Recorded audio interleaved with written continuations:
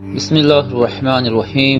یا نبی سلام علیکہ، یا رسول سلام علیکہ۔ انسان کے جسم سے روح جب الگ ہو جاتی ہے تو یہ کہاں رہتی ہے، اس کا مقام کیا ہے، اور اس روح کے متعلق ہمارا اسلامی عقیدہ کیا ہونا چاہیے۔ میں نے پچھلے کئی دنوں قبل غالباً روح کے متعلق کوئی بیان دیا تھا، اس پر کچھ سوال بھی مجھے آیا، اس کا تصفیہ بھی کروں۔ بعض لوگوں کا عقیدہ ہے کہ فلاں کے جسم میں روح آتی ہے، فلاں کی روح آتی ہے، اور اس کے جسم میں حاضر ہو کر کے فلاں بولتے ہیں۔ ان تمام کے معاملات کیا ہوتے ہیں؟ اس کو ایک صاحب نے ایک واقعے سے نقل کر کے دلیل کے طور پر پیش کیا کہ روح کسی کے جسم میں آ سکتی ہے۔ اس سلسلے میں آج آپ سے گفتگو کرتا ہوں، اور ہمارا تعلق جو ذکر کی مجلس کا ہے یہ زیادہ سے زیادہ روح سے ہی ہوتا ہے۔ ہم اپنی روح کی تربیت کے لیے ہی ان مجالس میں شرکت کرتے ہیں۔ اللہ تبارک و تعالیٰ نے روح اور جسم کے متعلق قرآن عظیم میں کیا فرمایا؟ پہلی بات تو یہ ہے کہ روح کے متعلق رب تعالیٰ فرماتا ہے، رسول اگر آپ سے کوئی روح کے بارے میں سوال کرے تو آپ فرما دیں یسألونک عن الروح قل الروح من امر ربی، آپ فرما دیں کہ روح یہ اللہ کا حکم ہے، اللہ کا حکم ہے۔ اسی سے یہ بات ثابت ہوتی ہے کہ روح کو فنا نہیں ہے، یہ عقیدہ یاد رکھ لیں، روح کو فنا نہیں ہے۔ باقی دنیا میں جو کچھ بھی ہے سب فنا ہونا ہے، یعنی جسم ہمارا فانی ہے، فنا ہو جائے گا۔ دنیا میں جو کچھ بھی ہے، زمین آسمان چاند سورج، یہ سب کو فنا ہے۔ روح چونکہ اللہ کا حکم ہے اور اللہ کی صفت یا اللہ کا حکم کوئی فانی نہیں، جیسے قرآن پاک بھی اس کو بھی فنا نہیں ہے، وہ ہمیشہ باقی رہنے والا ہے۔ قرآن کا مطلب آپ یہ نہ سمجھیں جو اوراق ہیں جو چھپا ہوا ہے، یہ تو ورق بوسیدہ ہوتے ہیں، ہم انہیں دفن بھی کرتے ہیں، پانی میں بہاتے ہیں۔ قرآن کا مطلب یہ نہیں ہے، قرآن اللہ کا علم ہے جو اللہ کے علم میں موجود ہے۔ یہ سارے اوراق بھی ختم ہو جائیں تب بھی قرآن ختم نہیں ہوگا، اس لیے کہ وہ اللہ کی صفت ہے، وہ ہمیشہ باقی رہے گا۔ بعض لوگ یہ کہتے ہیں کہ روح بھی فانی ہے، فنا ہو جائے گی، یہ غلط عقیدہ ہے۔ اعلیٰ حضرت فاضل بریلوی رضی اللہ تعالیٰ عنہ نے فرمایا جو روح کو فنا مانتا ہے وہ بد مذہب ہے، بد عقیدہ ہے۔ اب بات یہاں سے شروع کی جاتی ہے کہ روح کے قبض ہونے کے بعد یہ کہاں جاتی ہے۔ دو فرشتے ہیں جن کے حوالے کی جاتی ہے، دونوں الگ الگ فرشتے ہیں۔ مومنین کی جب روح قبض کی جاتی ہے تو ایک فرشتے ہیں رمیائیل، جن کے حوالے کی جاتی ہیں ساری روحیں، اور کافروں کی جب روحیں قبض کی جاتی ہیں تو ایک فرشتہ ہے دوما نام سے، اس فرشتے کے حوالے ہوتی ہیں۔ اب یہ دو فرشتے ڈیوٹی پر مقرر ہیں ان روحوں کے لیے، خازن جیسے خزانے کی حفاظت کی جاتی ہے ویسے وہ روحوں کی حفاظت، اور فرشتہ کوئی بھی اللہ کا ایک بال برابر بھی اللہ کے حکم کے خلاف نہیں کرتا، وہ اپنے کاموں پر مکمل پہرے داری دیتے ہیں۔ تو مومنین کی روحیں قبض ہونے کے بعد فرشتے کے تابع ہیں، لیکن فرق یہ ہے، حدیث پاک میں حضور اکرم صلی اللہ تعالیٰ علیہ وسلم نے ارشاد فرمایا مومنین کی روحوں کو اللہ آزاد فرماتا ہے، وہ جہاں چاہیں سیر کرتی ہیں۔ بعض مومنین کی روحیں سبز پرندوں کی شکل میں جنت کی سیر کر رہی ہوتی ہیں، جو آپ نے دیکھا نا کہ بہت سارے خواب آپ نے سنے کہ فلاں کو ہم نے جنت میں دیکھا، فلاں جنت میں ٹہل رہے تھے، یہ سب معاملات روحوں کے ہیں۔ اب تک تو جنت میں کوئی انٹر نہیں ہوگا، جب حساب کتاب ہوگا قیامت کے دن تب جنت میں جائے گا، لیکن جن لوگوں کو دنیا میں انتقال کے بعد لوگوں نے جنت میں دیکھا ہے، یعنی وہ ان کی روحوں کو دیکھا ہے، روحیں سیر کرتی ہیں جنت کی۔ یہ مومنین کی روحیں ہیں، ان کو اختیار ہے۔ اور قرآن پاک میں دو آیتوں میں یہ الفاظ بھی آئے ہیں، کلا ان کتاب الابرار لفی علیین وما ادراک ما علیون، اور ایک میں ہے ان کتاب الفجار لفی سجین وما ادراک ما سجین۔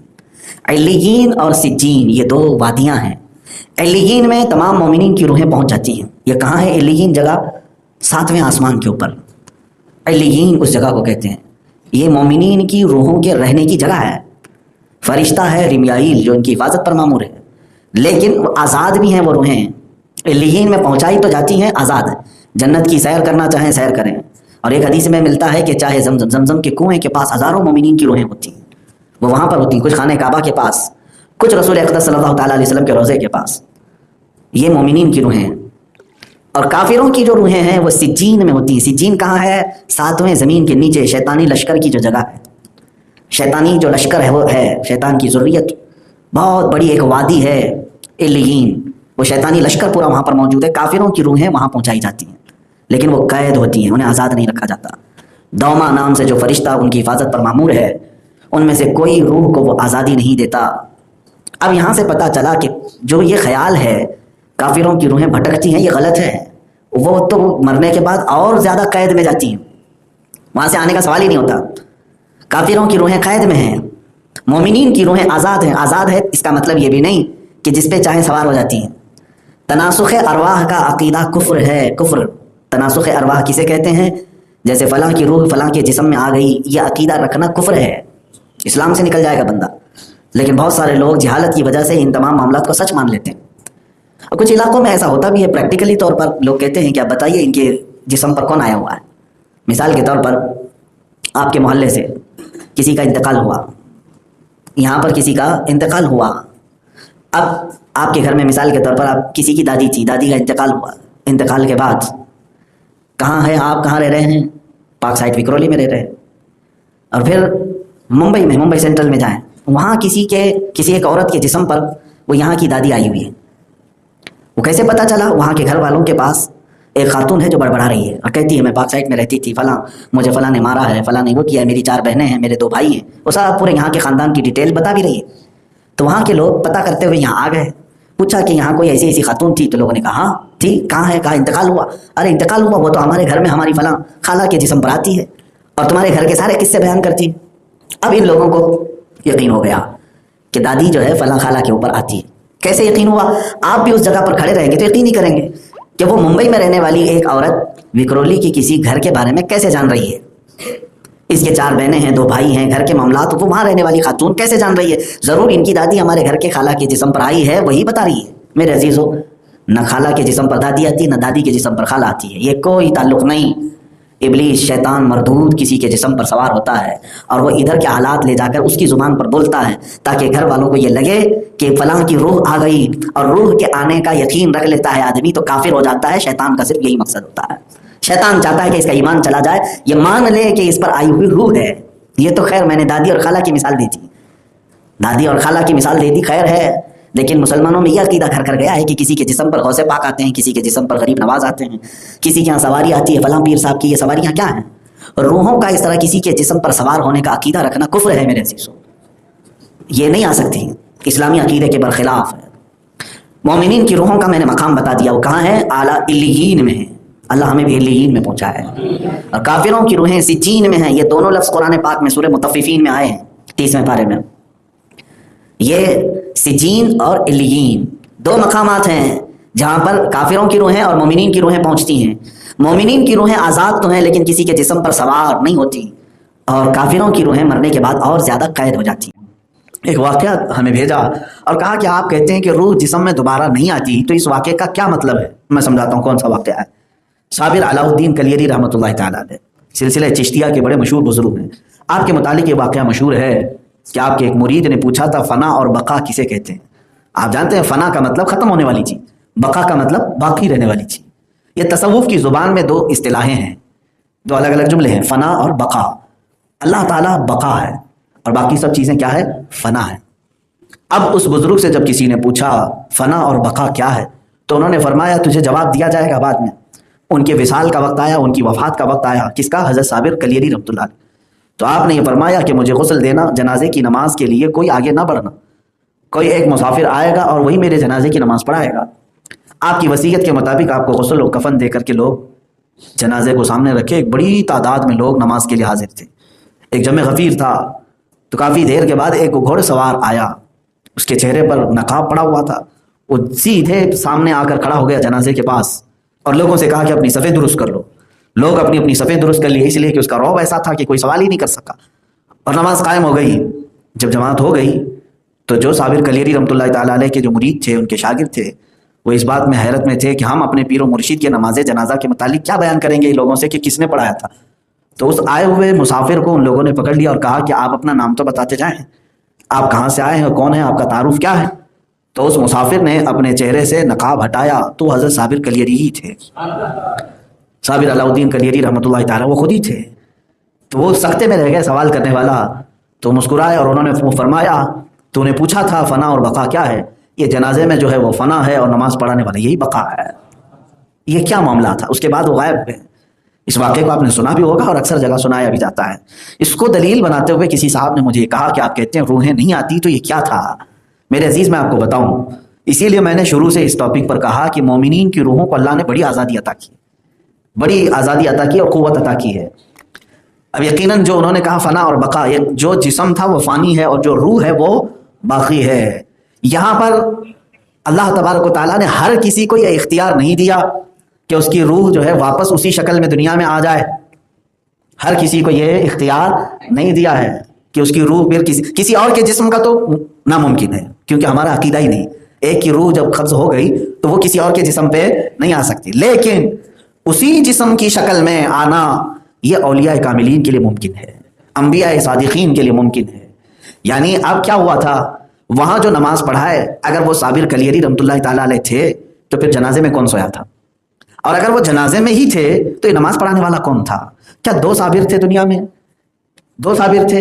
ایسا کیسے ہوا؟ ایک لیٹا ہوا صابر ہے اور ایک پڑھا رہا ہوا صابر ہے۔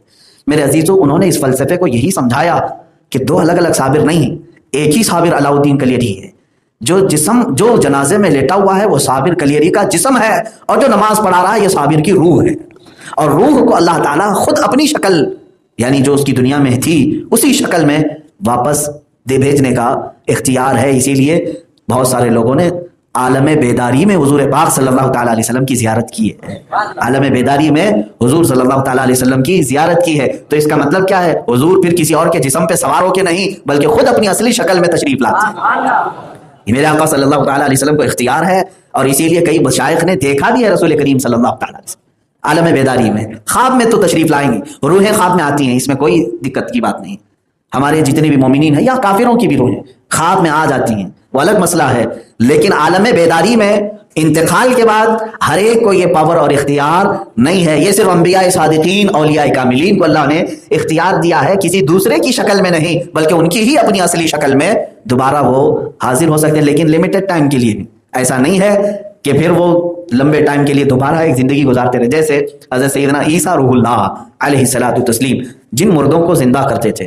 اب ظاہر سی بات ہے یہاں پر بھی سوال ہوتا ہے نا، ایک آدمی جب مر چکا، قبر میں جا چکا، اس کا معاملہ ختم ہو گیا، جسم سڑ گیا ہے، روح علیین میں ہے کہ سجین میں ہے پتہ نہیں ہے، لیکن عیسیٰ علیہ السلام جب قبر کو ٹھوکر مارتے، قبر پھٹتی اور وہاں سے مردہ کھڑا ہوتا۔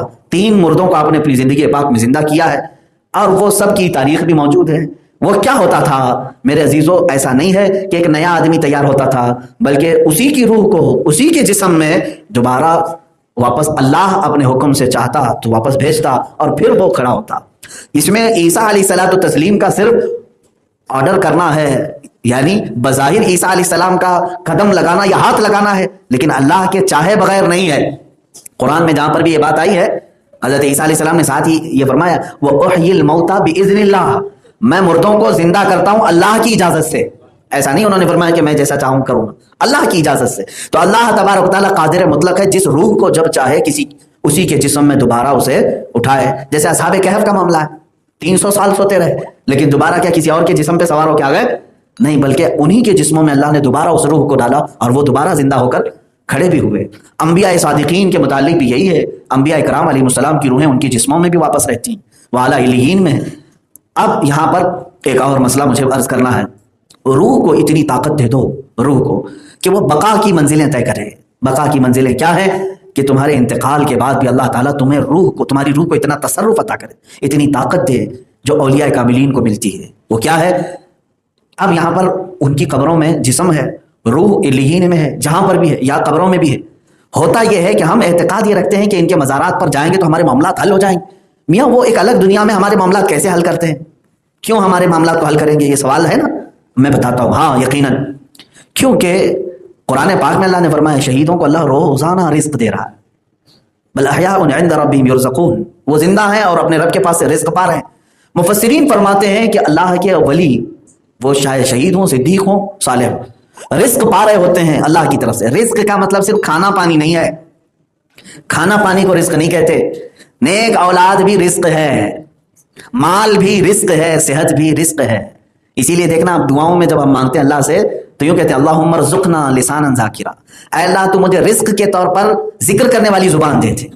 تو یہ بھی رزق ہے، رزق میں بہت ساری چیزیں آتی ہیں، لیکن اکثر لوگ کیا سمجھتے ہیں روٹی چاول وغیرہ اسی کو رزق کہتے ہیں۔ رزق کا مفہوم بہت طویل ہے، کپڑے بھی رزق ہیں، صحت بھی رزق ہے، اولاد بھی رزق ہے، ماں باپ کا تمہیں دیا جانا یہ بھی رزق ہے، گھر اللہ نے تمہیں دیا یہ بھی رزق ہے، زمین کا مالک تمہیں اللہ نے بنایا یہ بھی رزق ہے۔ بہت ساری چیزیں رزق میں آتی ہیں، تو قرآن میں اللہ فرما رہا ہے ان کو اللہ رزق عطا کرتا ہے، اس کا مطلب بے شمار چیزیں عطا کر رہا ہے، بے شمار چیزیں۔ اب میرے عزیزو، مفسرین فرماتے ہیں وہ خود اس میں سے استعمال کرتے ہیں جو انہیں چاہے۔ کھانے والا رزق ہو تو کھا لیتے، پہننے والا ہو تو پہن لیں، استعمال کرنے والا ہو استعمال کر لیں، لیکن اللہ کا عطا کیا ہوا اتنا ہوتا ہے کہ وہ کل استعمال نہیں کرتے، جتنا چاہے استعمال کرتے ہیں. اب ان کے قریب جو بھی آتا ہے اپنے رزق میں سے انہیں بھی کھلا دیتے ہیں، انہیں بھی دے دیتے ہیں. یہ ہے مزارات اولیاء پر ہم جو جاتے ہیں اسی اعتقاد کے ساتھ کہ اللہ کا دیا ان کے پاس بہت کچھ ہے، وہ خود استعمال کرتے ہیں، اور جو ان کے قریب جاتا ہے اسے بھی کھلا پلا دیتے ہیں. غریب جائے، کھانے کی حاجت ہو تو کھانا مل جائے، پہننے کی حاجت ہو تو پہننا مل جائے، اولاد کی حاجت ہو تو اولاد مل جائے، کیونکہ یہ سب رزق اللہ نے انہیں عطا کیا ہے. میرے عزیزو، روحوں کے معاملات بڑے طویل ہیں. بس کہنا یہ ہے کہ جس آپ نے سوال کیا تو ہو سکتا ہے انہیں تشفی ہو گئی ہوگی کہ روح کسی دوسرے کے جسم پر داخل نہیں ہوتی، آتما کسی اور کے اوپر سوار نہیں ہوتی. یہ ہمارا عقیدہ نہیں ہے. نہ ہم پورن جنم کو مانتے ہیں کہ اب مرنے کے بعد دوسرا جنم ہوگا، تیسرا جنم ہوگا، 7 جنم ہوں گے. یہ سب ہمارا عقیدہ بھی نہیں ہے. ہم ایک بار پیدا ہوئے ہیں، ایک ہی بار مریں گے. ایک بار پیدا ہوئے ہیں، ایک ہی بار مریں گے. دوسری مرتبہ پیدا بھی نہیں ہوں گے، دوسری مرتبہ مریں گے بھی نہیں. ہاں، دوسری مرتبہ اٹھائے جائیں گے قیامت کے دن، زندہ کیے جائیں گے. وہ پیدا ہونا اس کو نہیں کہتے، پیدا تو ماں کے پیٹ سے ہوتا ہے. دوسری مرتبہ جو قیامت کے دن اٹھائے جائیں گے. عقیدے میں ہمارے کیا ہے؟ قیامت کے دن دوبارہ پیدا ہوں گے نہیں، بلکہ دوبارہ اٹھا. ویورز، سنی اسلامک فیکٹ چینل کو لائک، شیئر اور سبسکرائب کیجیے اور بیل بٹن کو ضرور دبائیں تاکہ آپ کو ہمارے سبھی ویڈیوز ملتے رہیں.